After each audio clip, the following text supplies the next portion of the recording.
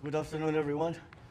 I suppose this is, you can consider this uh, the next chapter of my continuing reportage to the people about all of the developments concerning the flood control mess that we are confronting right now. Today, what I will be showing you is because alam nyo yung una, there were three phases to the entire process. The first phase was to find out what the ghost projects were, what were the sub-spec projects that were made, what were, etc. Yung problema.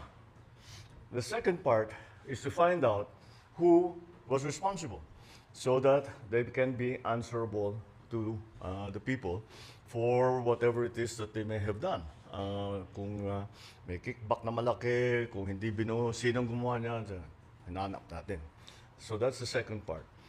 The third part is what reforms are we instituting? What did we learn from all of this? From all of this catharsis that we had to go through? What have we learned? One of the things, isa sa pinakamahalagang bagay na maliwanag na lumabas sa lahat ng mga investigasyon, sa lahat ng mga pangyayari, ay nawalan tayo ng transparency. Hindi nakikita ng tao kung ano talaga ang pangyayari sa loob ng pamahalaan. Kaya naman kung ano-anong ginagawa, walang nagsusumbong dahil hindi nakikita na itatago nila. Etong mga wrongdoers na ito, tinatago nila yung kanilang kalokohan.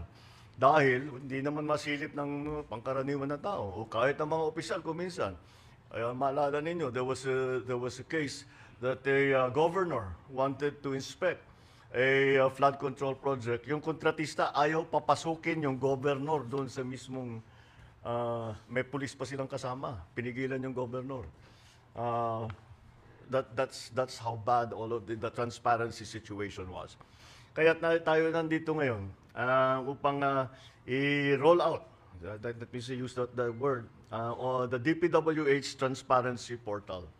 And ito ay isang sistema na ating binuo upang kahit sino, hindi kailangan opisyal, kahit sino, na kung nais nilang maghanap na impormasyon tungkol sa isang project, tungkol sa project doon sa kanilang lugar, ay maaari nilang gawin.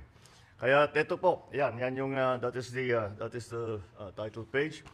And let us use, namili kami para madaling pag-demonstrate, namili kami ng halimbawa, itong Eliseo Trinidad Access Bridge Project sa Pampanga River.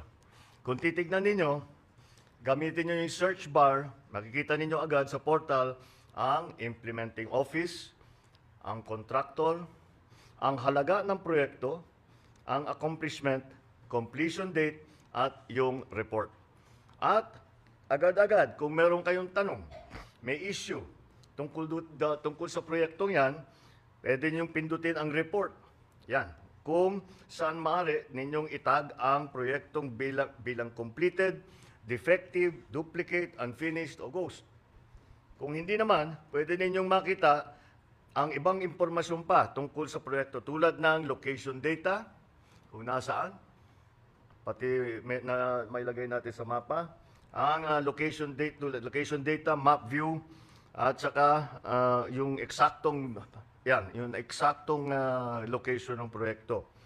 Meron ding tab para sa procurement detail. Paano ba pinocure ang mga materials para dito? Kung saan naman makita ang approved budget para sa isang kontrata, mga petsa ng procurement activities, kailan yung mga buying doon sa mga sa gamit, kung kailan na-advertise, kailan pinabid, kailan inaward, at iba pang mga detalye ng mga kontraktor na lumahok sa bidding at ang mga winning bidder. Meron naman sa Documents tab, pindutin yan. Documents tab naman, maaaring ma-view o ma-download ang mga ito. Ito dahil ginagawa natin full disclosure. Dahil karapatan na malaman ng lahat kung paano ginagastos ang pera ng bayan. Bawat proyekto, merong geotag na photo. Saan yung photo? Yan. Geotag na photo. Geotag, ibig sabihin may location, very specific location. mula simula habang ginagawa at hanggang matapos, kung may ghost project, madaling makita ito. Ito ay patunay na ang ating transparency ay may kasamang traceability. Ang isa sa pinakamagandang feature ng Transparency Portal sa pagtutulungan ng DPWH, Philippine Space Agency at ang pribadong sektor, maaari nyo rin makita ang satellite na images nito. Ito, kagaya niyan. Tiyakin natin na kung may makitang hindi tama o labag sa batas, aksyonan natin kaagad. Lalong-lalo